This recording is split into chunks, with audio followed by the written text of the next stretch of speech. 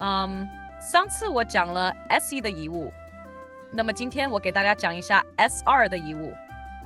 关于遗物比较基础的点我就不讲了，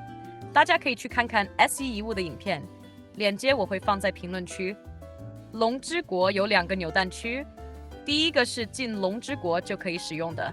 第二个则是在龙之国中期才开。不过要注意的是，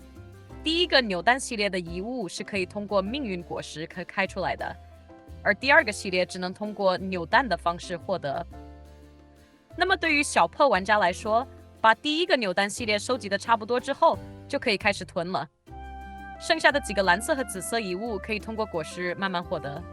在 S1 的遗物影片中，我推荐大家选择精通、暴击率、格挡率以及效果命中。但是在 S2 赛季，大家应该都已经发现了精通以及效果命中缩水的很厉害，所以这个时候无论是遗物获取还是共鸣，我们的重点就不能放在这几个属性上面了。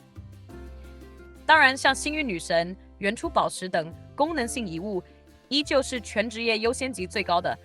共鸣力的时候不要撤下来，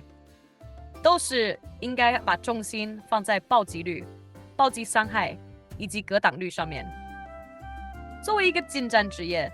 都是会比同为输出的术士要更容易受到攻击。格挡则可以有效的提供减伤，尤其是当你拥有格挡减伤类的词条的时候。骑士老样子，依旧优先提升格挡率。无论你是格挡流还是根据进攻型的骑士玩家，都应该优先提升格挡率，其次才是暴击率。在这之后的骑士玩家就可以根据自己的流派进行更细的选择，比如说玩格挡流的骑士玩家可以选择伤害抵抗，像水骑和光骑的骑士玩家就可以考虑伤害增加，术士则需要放在暴击率、暴击伤害、精准。每只怪物都有几率格挡玩家的技能，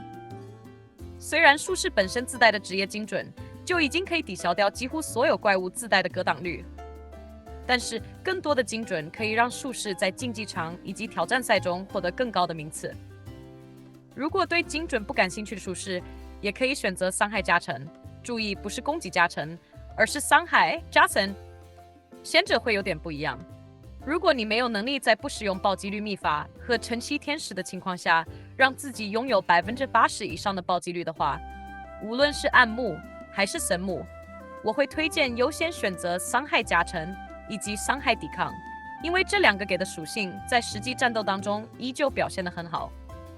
那么对于扣度偏大的贤者来说，暴击率则是一个让自己在幻想阶梯、竞技场以及挑战赛能冲更高名次的优秀属性。其次再是追求伤害加成以及伤害抵抗。至于暴击伤害的话，介于贤者的装备词条，优先的是诸如生命转攻击力的类型，其次才是暴击率等词条。那么换句话说，大部分贤者其实暴击率并不会特别高，这也是为什么我认为暴击伤害并不是贤者优先需要考虑的属性，